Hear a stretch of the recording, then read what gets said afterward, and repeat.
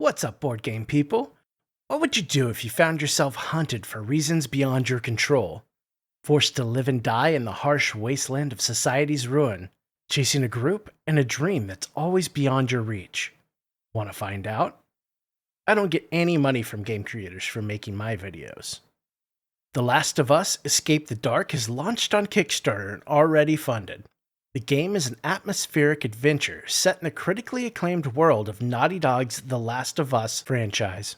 The game will see you with a group of up to 5 trying to survive and experiencing the harsh realities of travel in a world overcome by infected. You can play in co-op or solo modes, weaving your own story and exploring the open world how you like. Your journey begins in a quarantine zone which you must escape, and your final destination is the relative safety of Jackson. How you make your way there is your choice. Along your trek, you'll find equipment, weapons, and gain vital information. You'll make tough choices and live with the consequences. You'll face threats graver than the elements as well. Your foes are many and time is short. You'll encounter Fedra agents who will see you as nothing more than the rabble concealing a fugitive, hunters looking to make a quick dime, and the infected themselves haunting your path at every step of the journey. To live, you must endure and survive. The Escape from the Dark system that proves to be the heart of the game has seen many iterations over the years. Most recently, Escape the Dark Sector has received many awards and high praise from the press and gamers alike. The system is social. Players rely on each other for survival, and between them and their choices, they will craft a unique, emergent story that is their own. Every time you play, the game will be different. Peaks and crescendos move. What was once a trap may be your only way to survive the next time. The game should keep you on your feet and second-guessing everything. Okay, that's enough introduction. Let's look at how you can pledge for this game. First, at £65, you can pledge for the Standard Edition. This edition comes with single-layered boards and player and threat tokens. Then at £99, you get the Collector's Edition. This pledge level is the deluxeified version, getting you double-layered boards, character minis, clicker busts to use as threat tokens, and hard plastic dice and token storage trays. Well, that wasn't bad. The add-on section isn't either. In the add-on section, for £25, you can grab the neoprene game mat that combines both parts of the game board into one cushy mat. Then, for just under £5, you can get the 70 large clear matte card sleeves. And finally, for under £3, you can get the 20 mini card clear matte sleeves.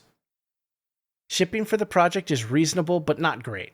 In the US, shipping looks to be estimated around $18 for the Standard Edition and $22 for the Collector's Edition. This factored in on top of the converted Collector's Edition price is a tad steep. So let's talk through this quickly. What are my thoughts? First off, it's a Last of Us board game. I mean, at least for me, that says a lot. I cringed when I heard years ago that Simon was going to be making the board game, and I couldn't be happier to see this end up being created by different hands. I know me and a whole army of other survivors have been waiting on a game that would do justice to the franchise. This might not be the form factor we were looking for, but at least it's something. This isn't the heaviest game, and for me, that's okay. Sure, I'd love to see a horror-esque deep dive survival game set in the world of The Last of Us that would let us adventure into our heart's content. But having a game I can throw on the table, set up quickly, and finish a few times in a night might just be the ticket. This is a game that I'm sure will be a hit in between heavier titles at a game night. It's likely an awesome way to wind down the night while still keeping everyone engaged and talking. The mechanics seem fairly straightforward, but still allow for plenty of wiggle room to really craft unique experiences. I do worry with the smaller amount of location and threat cards, it might lead to the game becoming a bit predictable and stale over time. But honestly, by the time that happens, you've probably got your value from the game already. Combat seems simple, but the consequence is impactful. I love the hang-up cards. I secretly am wishing we get multiple hang-up cards per character and that you pick one by a random draw. Likely there will only be one per character though. That's okay, the mechanic is interesting and definitely will offer the risk-reward that you look for in survival games. Shipping, as I said, is a tad high. If you're getting the standard version, I'd caution that the standard edition of this game is coming to retail, and you might be better off to grab it there and skip paying the shipping. The collector's edition will not make its way to retail, so that creates a bit of exclusivity. But it also requires you being realistic and realizing that you're paying shipping on an already pricey game. Here, perceived value will likely have to be part of your buying decision. I can't leave without saying something about the black and white theme that they use in their Escape the Dark games. I think this is absolutely perfect. The game comes across so well in black and white. The art looks fantastic, and personally, I'd love to prime all the miniatures in black and do zenithal highlighting on them and leave it at that. The black and white really fits the game. It alludes subtly to the wonderful survival decisions you'll be making in the game.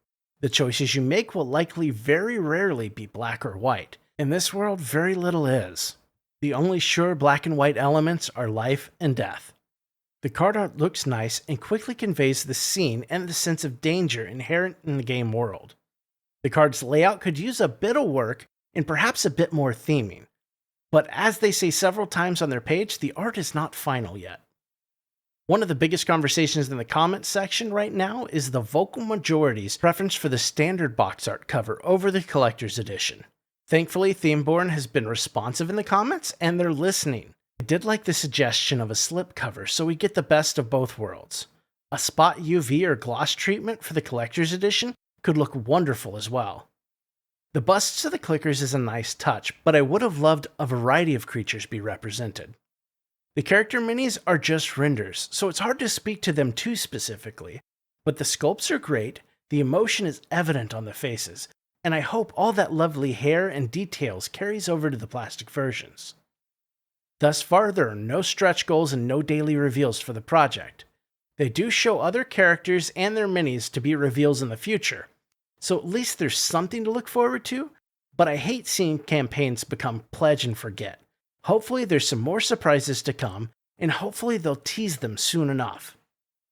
If you're a fan of the Last of Us series, a fan of multiplayer co-op short-form games, or survival adventure games, this will likely be a great back for you. If you're wanting just the standard edition, or the price for the shipping to your location puts the collector's edition above your perceived value, maybe wait around and see what happens.